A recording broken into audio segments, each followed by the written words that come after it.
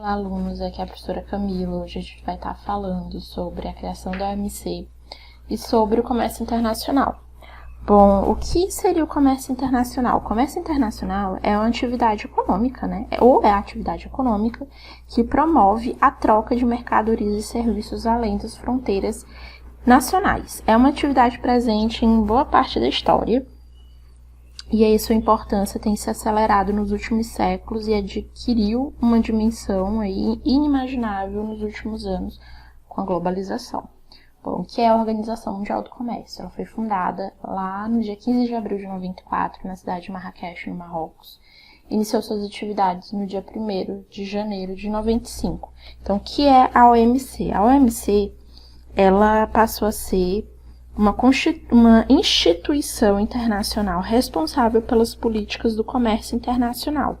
Então, a criação da OMC complementou a estruturação das três principais instituições concebidas em Bretton Woods, logo após a Segunda Guerra Mundial, que era o Banco Mundial, o FMI e a OMC, que era imaginada para ser a OIC, que era a Organização Internacional do Comércio.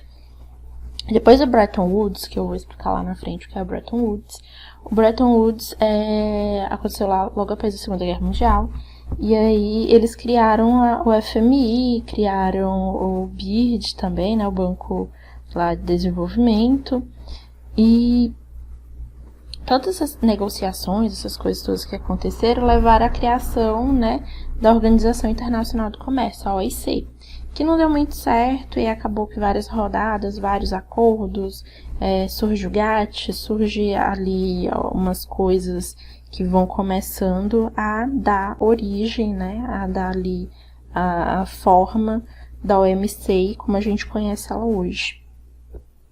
Então, observem que essa imagem, a gente tem aqui na imagem, em verde escuro, os membros da OMC. Em verde claro, os membros da União Europeia, que ali vocês podem ver, né? Tá num verde ali mais cana. E em azul, os países observadores. E em cinza, países que não fazem parte da OMC. Bem poucos, né? E então vocês observem, alguns países em azul que só são observadores. Tem aqui alguns na África, alguns ali na Ásia, na África. Então você observa, né? Também tem alguns ali na Europa, mas bem poucos, né?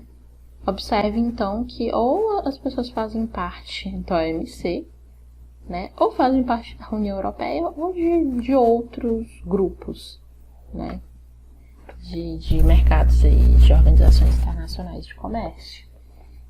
Então, observem aí, tá bem divididinho, né. Então, qual é a finalidade da OMC? Como eu já falei, a OMC, a finalidade dela foi criada para organizar e regulamentar as relações comerciais entre os países membros, evitando assim as desvantagens comerciais, principalmente para os países mais pobres. Então, os participantes devem destinar-se a elevar os níveis de vida, ou seja, né, eles devem garantir emprego, rendimento real elevado, crescimento, demanda efetiva, além de expandir a produção e o comércio de bens e serviços. Então, não pode ter só o crescimento econômico, mas deve ter um desenvolvimento econômico. Os participantes da OMC devem se propor a não só elevar em números, né, os níveis de vida, mas mesmo proporcionar um desenvolvimento ali à sua população. Então, aqui a localização: sede, Genebra, na Suíça, total de 148 membros, isso em 2005. Os últimos a aderir ao OMC foi a China, Taiwan, Armênia, Nepal e Camboja. Todos em anos diferentes. Então, quais são as regras do comércio internacional, né? Então, as regras do comércio internacional são realizadas simultaneamente, ou seja, ao mesmo tempo, de duas formas. são relações multilaterais, ou seja, são vários países, né? E ou eles multilaterais, né? E regionais ou por blocos econômicos, ou às vezes tudo acontecendo ao mesmo tempo, por isso que é simultâneo. Porque é multilateral, porque, né, vários lados, vários lugares, regionalizados, porque a gente tem regiões aqui, né, por exemplo, Oriente Médio, Europa, né, América do Sul, e os blocos econômicos, porque os países aqui, sua grande maioria, se organizaram em blocos econômicos aí, por causa de tarifa, né, para se fortalecer e coisa e tal. Então, quais são essas relações multilaterais? São aquelas realizadas entre países de forma independente, ou seja, individual, ou seja, sem depender de um bloco econômico. Por exemplo, se o Brasil aqui, né, ele tem uma relação aí, ele faz uma transação econômica com outro país que não seja da União Europeia, não seja do Mercosul, né? Desculpem isso, que não seja do Mercosul, que não seja do Mercosul, ou que não tenha nenhum acordo, né? Não seja codependente, alguma coisa assim. Regionalização é a forma com que esses blocos econômicos, né, a formação de blocos econômicos, eles vão facilitar as relações comerciais entre países. Então, tu tem os multilaterais lá, né, que são as relações entre os países que não fazem parte de um bloco econômico. A regionalização, que é quando os países fazem parte de um bloco econômico. Então, esses blocos econômicos vão facilitar as relações ali entre os países. E a gente tem a União Europeia, o Mercosul, o NAFTA, né, e por aí vai. Então, eles podem fazer, vão fazer essas relações econômicas dentro do seu bloco econômico. Então, qual é a história da OMC? Após a criação da ONU, lá em 1945, né, depois da Segunda Guerra Mundial, foi criada a OIT, que é a Organização Internacional do Trabalho, lá em 1946.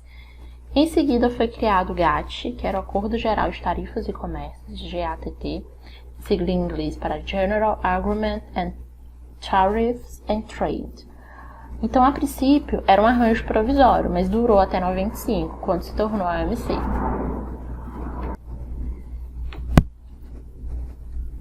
Então, o GATT, que era o GATT? O GATT era apenas um acordo provisório, em que cada país era uma parte contratada. Então, o GATT, ele surgiu, né, como um acordo geral sobre tarifas e comércio, formado inicialmente por 23 países signatários, incluindo aí o Brasil, os Estados Unidos. E aí o acordo entre os países do GATT, eles foram definidos e redefinidos ao longo das rodadas, que são os encontros, né?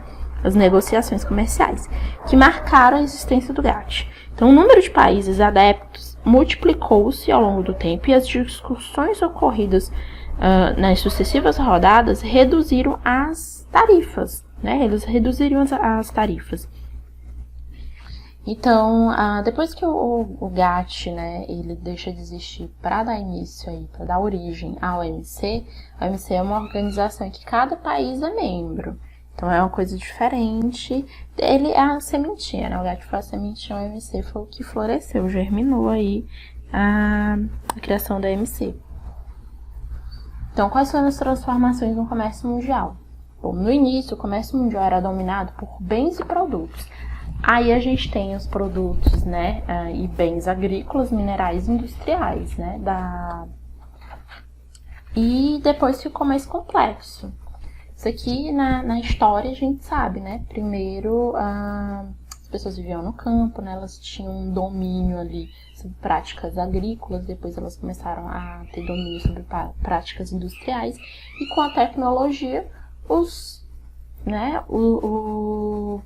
esse comércio ficou bem mais complexo. Então, tu tem serviços hoje em dia, como turismo, bancos, seguros, telecomunicações, e ideias como consultorias, livros, patentes, classificados como propriedade industrial. Então, ó, tu tem aqui que a gente chama, né, de os produtos que a gente tira da terra, né, os agrícolas, os minerais, e aí a gente tem os produtos que a gente transforma na indústria, e os mais complexos, que são os bens, são os serviços. E qual é a importância da OMC? A OMC, ela regulamenta o comércio de serviços com uma série de acordos denominados de GATS, GATS, que é General Agreement on Trade and Service. O que seria isso? Seria o que? A Organização do Comércio, né? Depois que o GATT deixa de existir, porque ele vai ser incorporado ao OMC, ele contava com 112 países na época. Em 2014, 160 dos 193 que participavam da ONU. Então, a OMC, ela tem uma personalidade jurídica própria e um efetivo poder de decisão. Seus acordos, todos multilaterais, são assinados integralmente por seus membros, estabelecendo aí um conjunto de regras para o comércio internacional. Então, a OMC, ela busca assegurar uma competição comercial que garanta o acesso justo ao mercado global. Na teoria, ela visa aí um mercado definido pela reciprocidade e isento de discriminação. Dentro da OMC, todos os países são tratados igualmente. Qualquer membro que se sente comercialmente prejudicado pode fazer negociação bilateral, a fim de negociar aí uma saída. Caso os países envolvidos aí em conflitos comerciais não encontrem uma solução, eles podem recorrer a uma arbitragem da própria OMC por meio do órgão de solução de controvérsias. Então, a OMC, ela tem como função elaborar acordos multilaterais entre os membros para resolver, né, acordos aí intelectuais, né, de propriedade intelectual, por exemplo, solucionar disputas comerciais. Ela atua aí como um fórum de discussão e negociação sobre temas estabelecidos ou novas questões relativas ao comércio, supervisionando as políticas comerciais internas dos países membros, colaborando aí com a FMI e o Banco Mundial nas políticas comerciais e mundiais e econômicas. A maior parte dos países membros da OMC possui uma representação diplomática, até mesmo mantendo embaixadores em Genebra. Então, os direitos de propriedade intelectual foram disciplinados no TRIPS, Agreement on Trade Related Aspects of Intellectual Property Rights, que dentro do que a gente conhece, né, hoje, né, da globalização, esse negócio de propriedade intelectual, né, leva a muitas camadas, né. Então, negociações, tratados, né, que são temas do OMC, são relacionados a acordos de direitos, que são decisões que são tomadas em um consenso a partir de voto. Então, a OMC se preocupa com o capital especulativo e a ação das transnacionais do mundo. Também regulamenta os crescentes investimentos financeiros no mundo globalizado. E a gente pode falar sobre a globalização, porque a globalização é um processo econômico e social aí que visa integrar os países e as pessoas do mundo inteiro. Então, por meio de um processo em que pessoas, governo e empresas trocam ideias, realizam transações financeiras, comerciais, e elas espalham aspectos culturais pelo mundo todo. Porque hoje você está aqui na internet e você tem acesso a tudo. Desde música, filme, né? Você pode baixar qualquer coisa, você pode comprar coisas pela internet. Então, a gente tende a massificar também as ideias, porque todo mundo está conectado a praticamente as mesmas redes sociais, né? Então, o mundo ficou menor.